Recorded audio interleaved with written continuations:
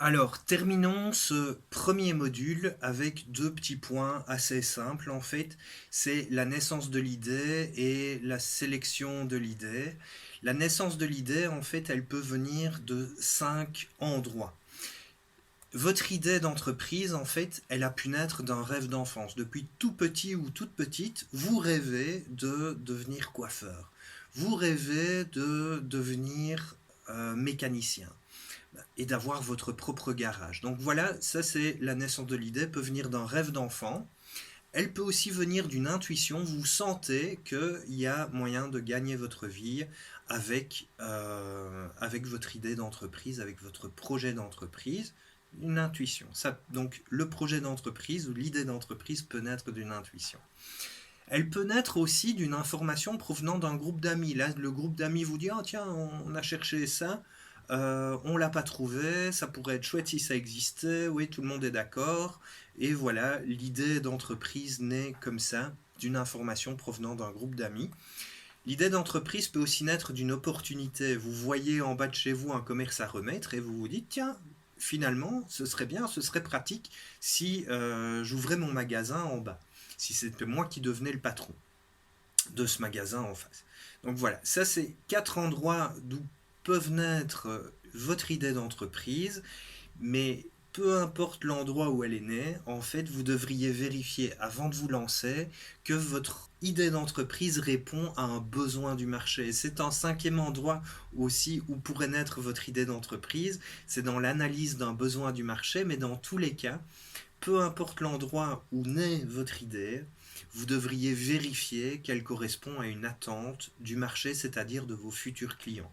Ça, c'est très très important pour ne pas vous lancer et après vous rendre compte que personne n'en veut de votre produit. Donc voilà, cinq endroits où peuvent naître une idée d'entreprise, mais elle doit toujours passer par l'analyse d'un besoin du marché, en tout cas elle devrait.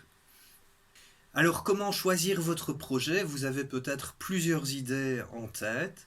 Eh bien, le syllabus officiel nous dit en fait que votre projet devrait passer par trois filtres.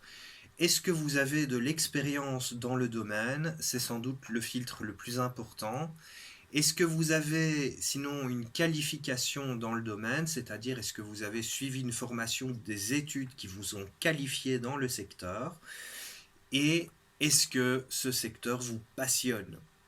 Voilà les trois filtres par lesquels vous devriez passer votre idée pour savoir si vous êtes la bonne personne pour la porter. Ces trois filtres en fait peuvent s'enchaîner, hein. Si vous êtes déjà passionné par exemple la coiffure, je vais le garder comme exemple, quand vous étiez petit, eh bien vous avez peut-être eu la chance d'étudier ce qui vous passionnait et d'avoir acquis une qualification en coiffure. Après, vous avez pu commencer à travailler comme coiffeur, employé, ouvrier, et vous avez acquis de l'expérience dans le domaine. Et donc voilà, ça ce serait en tout cas les trois filtres par lesquels le syllabus conseille de passer votre idée d'entreprise. Donc, j'aime bien faire une petite parenthèse ici sur l'expérience. L'expérience en général, on la compte en années. Se dire, ah oui, il a 15 ans d'expérience, je n'ai que 2 ans d'expérience.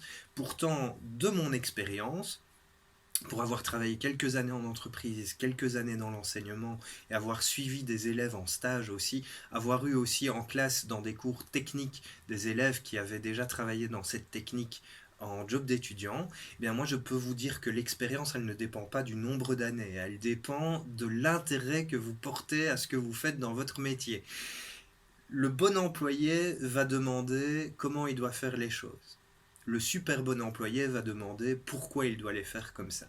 Donc ça peut être embêtant, hein, il va pas peut-être pas chaque fois poser la question à son patron, mais il va se poser la question à lui-même et souvent trouver la réponse parce qu'il est observateur. Donc en fait ça c'est un petit appel à vous, si vous travaillez déjà, de essayer de tirer un maximum de votre travail comme expérience. Votre patron peut vous dire va chez tel fournisseur et vous le faites et vous y allez quand il vous le demande et vous en revenez avec ce qu'il vous a demandé et c'est très bien, vous êtes un bon employé ou un bon ouvrier. Par contre, si vous vous demandez pourquoi ce fournisseur-là plutôt que l'autre, plutôt que son concurrent, eh bien, vous pouvez peut-être trouver la réponse vous-même. Vous pouvez aussi poser la question à votre patron, lui montrer que vous y avez réfléchi avant de lui demander. Et une fois que vous avez cette réponse, ben, vous saurez quel fournisseur choisir quand vous créerez votre entreprise. Ce n'est qu'un exemple parmi de nombreux autres, mais donc vraiment ce qui fait l'expérience, c'est comment vous abordez votre travail et les questions que vous vous posez sur ce que vous faites et comment vous le faites. Pourquoi? Ce sont les questions les principales. Voilà.